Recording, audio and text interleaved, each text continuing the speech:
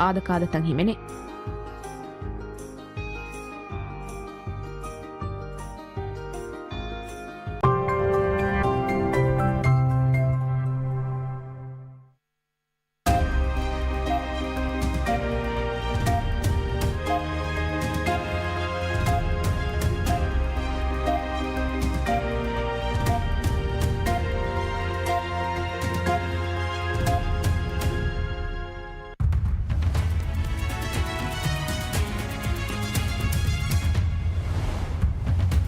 Making headlines this hour. Regional Airports Company Limited says the new passenger terminal in Hanimadu International Airport will be completed by July.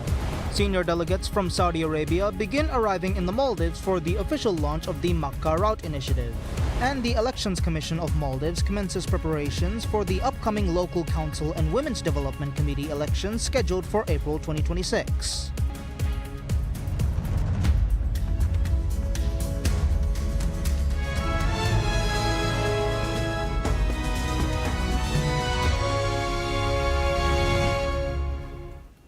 Bismillahirrahmanirrahim. Assalamu alaikum. Welcome to PSM News in English with me, Hafiz Abdul Sattar.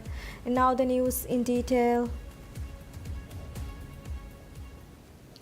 Regional Airports Company Limited, RACL Managing Director Ahmad Mubin says the new passenger terminal at Hanimadu International Airport will be completed by July.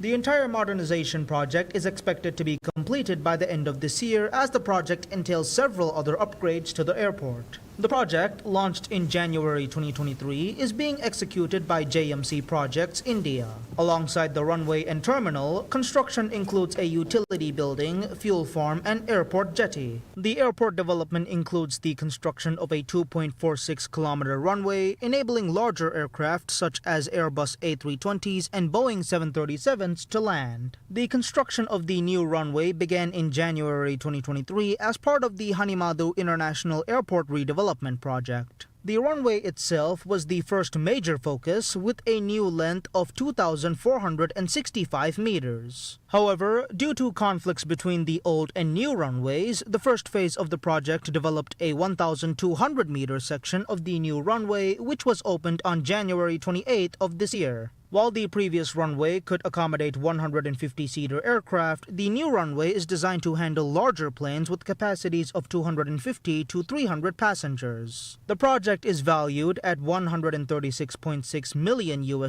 and is one of the largest in the atolls of the country. The airport is expected to handle up to 1.3 million passengers annually and accommodate Airbus A320 and Boeing 737 aircraft for international flights, enabling direct routes to Hanimadu from around the world. The Hanimadu International Airport development is closely linked with the tourism industry and the economy of the atoll, promising significant regional benefits upon completion. Providing the latest update on the project, Mubin told PSM News that 83% of the entire project has been completed. Relevant government agencies are working round the clock to expedite the project, he said, adding that more than 800 staff are working on the airport project. The structure of the terminal, the design inspired by the Manta Array at Hanimadu International Airport, is almost complete. The two-story terminal building's lowest floor is reserved for domestic flights. The first floor will be used for international flights. The first aero bridge used in an airport in the atolls will also be located in Hanimadu Airport with 2 gates on each floor. Under the second phase of development, a seaplane terminal is also planned for Hanimadu Airport. Senior delegates from Saudi Arabia begin arriving in the Maldives for the official launch of the Makkah Route Initiative for Maldivian Hajj pilgrims. One of the delegations arrived on Friday afternoon, who were welcomed at the Valena International Airport, or VIA, by the Minister of Islamic Affairs, Dr. Muhammad Shahim Ali Saeed, and officials of the Saudi Embassy in Maldives. The delegation includes senior officials from the Saudi Ministry of Hajj, Saudi Immigration, Saudi Foreign Ministry, and the Makkah Route Initiative. A total of 42 senior officials from the Saudi Ministry of Hajj, Foreign Ministry, and Immigration are scheduled to attend the ceremony. Minister Dr. Shaheen said the delegation is led by Lieutenant General Sulaiman bin Abdul Aziz Al Yahya, chairman of the Makkah Route Initiative Committee and advisor to the Saudi Interior Minister. The Makkah Route Initiative will be officially launched for Maldivian Hajj pilgrims during a ceremony on the 26th of May by President Dr. Mohammed Muiz. Minister Shaheen said that Maldives was included in the Makkah Route Initiative under a special directive of the Saudi King Salman bin Abdul Aziz. The minister said that with the launch, pilgrims will not have to wait to clear immigration and baggage collection at Jeddah Airport. He said pilgrims can disembark and go directly to the hotel where their luggage will be delivered. Saudi Arabia decided to include the Maldives in the Makkah Route Initiative on the 10th of May. The Makkah Route Initiative is scheduled to commence on the 26th of May, aligning with the departure of the first batch of Maldivian pilgrims for Hajj. This special initiative, launched under the leadership of King Salman bin Abdul Aziz and Crown Prince Mohammed bin Salman, is designed to streamline travel and immigration procedures for pilgrims, providing a smoother and more convenient Hajj experience from the point of departure. According to the Ministry of Islamic Affairs, the inclusion of the Maldives in the Makkah Route Initiative reflects the strong and growing bilateral ties between Saudi Arabia and the Maldives. It also marks a significant milestone achieved under the leadership of President Dr. Mohammed Muiz, further strengthening the nation's Islamic and diplomatic engagements. Benefits of the Makkah Route Initiative for pilgrims ensures that biometric data of the pilgrims is collected, electronic pilgrimage visas are issued, and the necessary health and safety measures are taken. At Vallena International Airport, the luggage of pilgrims will be tagged at the departure terminal, registered, and boarding passes will be issued immediately. Through the terminal special passport team, all necessary arrangements for entry into Saudi Arabia will be completed before the pilgrims leave their country. Upon arrival at the designated terminal at the Saudi Arabia airport, immediate transfer to the hotel are arranged for the pilgrims. Without waiting at the arrival terminal, the luggage will be delivered directly to the hotel where the pilgrims are staying. The Elections Commission of Maldives ECM commences preparations for the upcoming local council and Women's Development Committee elections scheduled for April 2026. Underscoring the scale and significance of these elections, ECM President Mohammed Zahid noted that they typically involve the largest number of candidates contesting nationwide. In an exclusive interview with PSM News, Zahid detailed the Commission's ongoing efforts to compile essential data for determining electoral districts, ensuring compliance with legal and regulatory frameworks.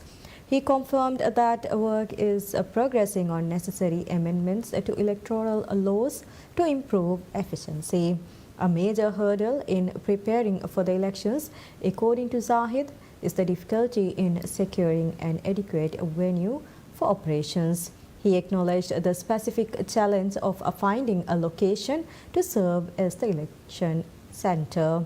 Beyond addressing logistical constraints, the Commission is actively exploring strategies to optimize resources by minimizing staffing needs and operational workload. A key focus of ECM's preparations is reducing cost through the adoption of digital solutions.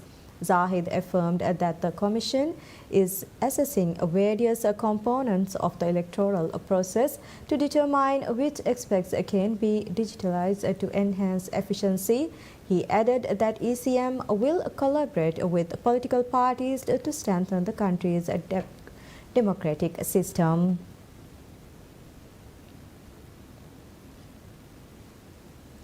Dozens of youth queues up for the walk-in interview for the recruitment of 50 new immigration officers, is the Controller General of Immigration. Commissioner of Police retired Ahmad Fasih assures applicants that the recruitment will be conducted in a fair and transparent manner. Immigration had said the interviews begin conducted at Galalo School in Male will continue until 5 p.m. on Saturday. Fasih told PSM News that the sheer interest in joining the immigration shows that the public accepts the services and work on of the agency. The immigration had said the most qualified 50 candidates will be selected from the walk-in interview process, after which the selected candidates would have to take 2 exams before the final candidates are formally announced. The newly recruited employees will be specially trained to work at Velana International Airport, VIA. In addition to immigration, Maldives Airports Company Limited, MACL, along with the Customs Service, are also recruiting employees in preparation for the opening of the new passenger terminal at VIA later this year.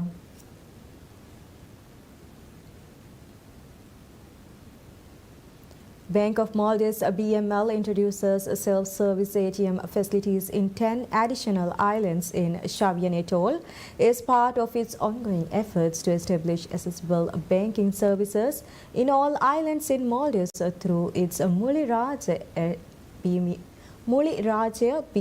ATM program. BML CEO and Managing Director Muhammad Sharif noted that the initiative is focused on delivering solutions that meet the needs of customers in their own communities. He also highlighted the usage of the bank's ATM network across the country. This clearly reflects the vital role these services play in the lives of the communities we serve. This initiative is a part of President Dr. Muizza's broader strategy launched in November 2024 to establish ATMs in all inhabited islands. The initiative is aimed at strengthening financial empowerment among the populace. The administration has set a target to introduce ATM services on all inhabited islands by the end of 2025. In addition to Shavian Atoll, ATM services have now been introduced in all inhabited islands of 6 atolls, including Halif, Dal, Noon, Meem and Kaf atolls.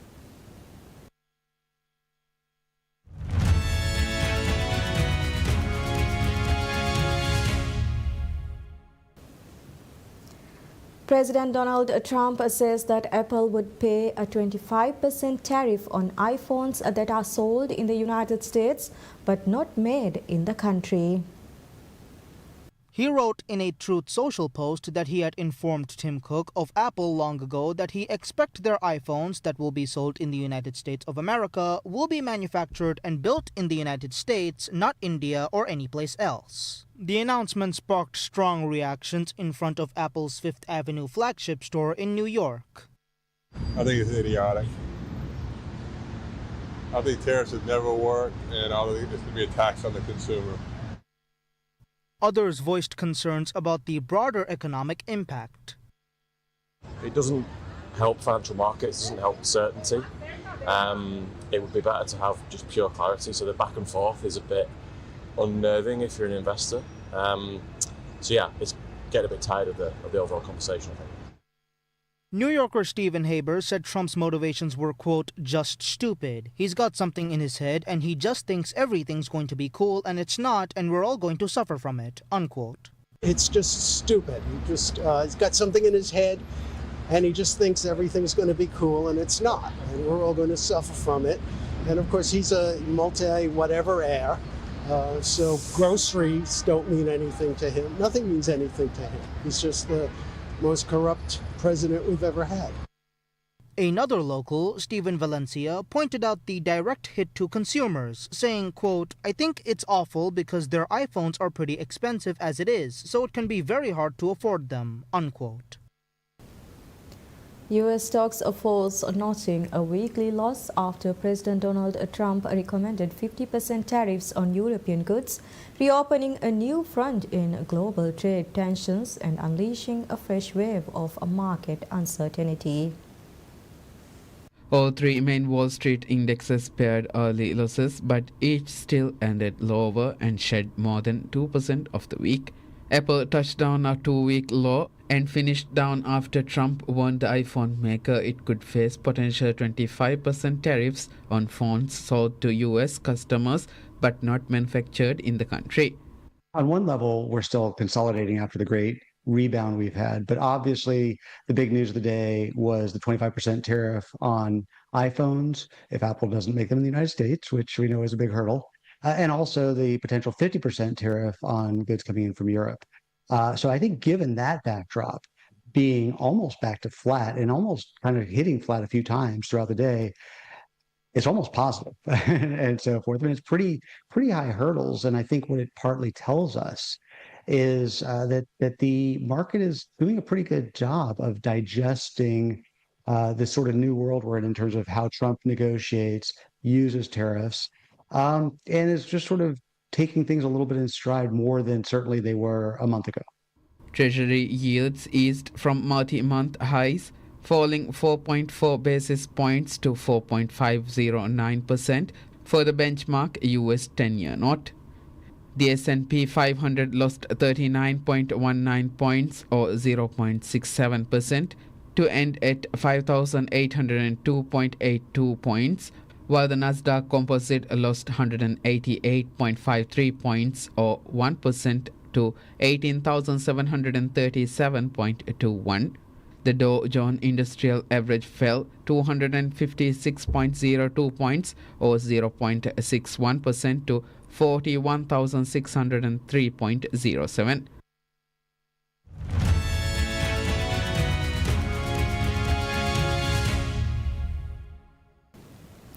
Air Force chiefs and commanders from across Africa gathered in Lagos for a showcase of military might as the continent grapples with mounting security challenges.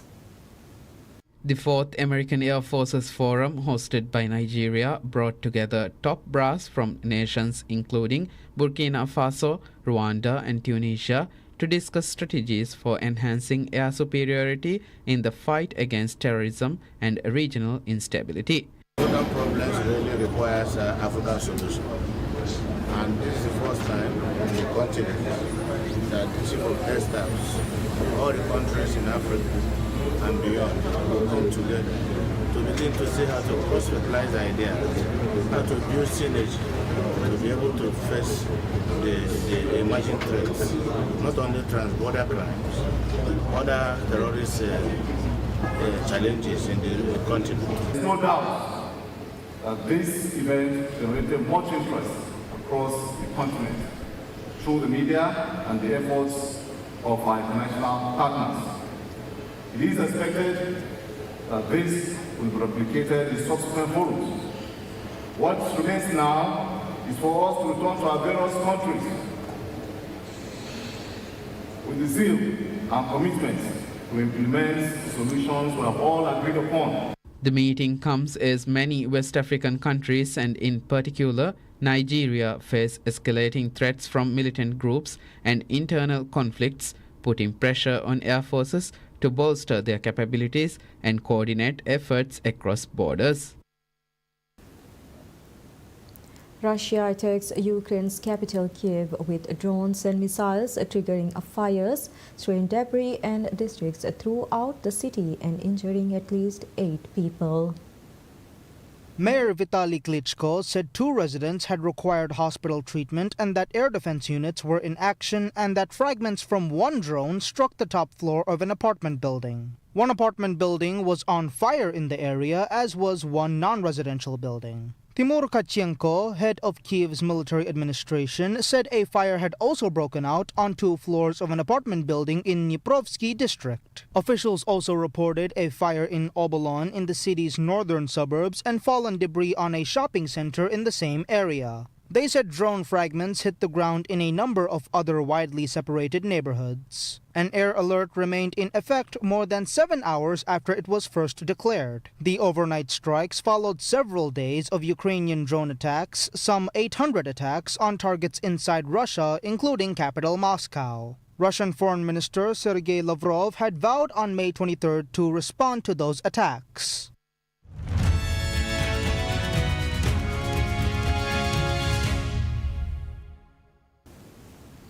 Top order batter Shubman Gill was appointed India's new Test captain, succeeding Rohit Sharma, who quit the format earlier this month. With Virat Kohli following Rohit into Test retirement, Gill will lead a depleted India team in a 5-test tour of England starting on June 20th. Veteran seamer Mohammad Shami has left out following a late injury setback, although he played in the Indian Premier League.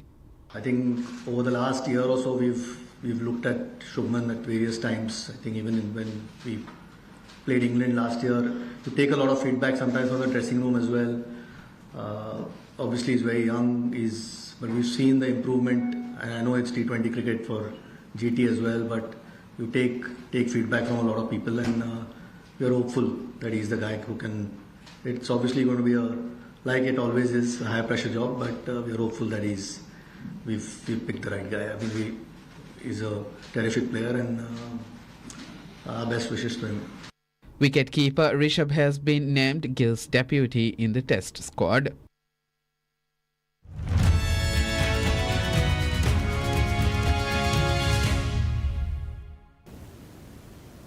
A rare collection of Napoleon Bonaparte's artifacts featuring items that trace the life and legacy of the French emperor is on exhibit in Hong Kong ahead of his auction in Paris this June.